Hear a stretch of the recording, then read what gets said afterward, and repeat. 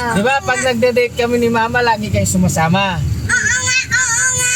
Oh, pag kayo, dalawa ni ate mo, nakipag-date kayo, dapat kasama din ako. Oo nga, oo nga.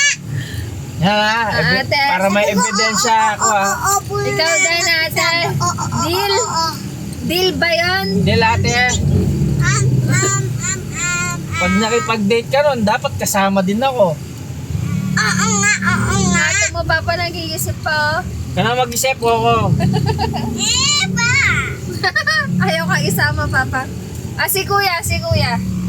Ayaw. Ayaw ko. Pero parang gusto ko yung mga Koreano na babae. Ay ba?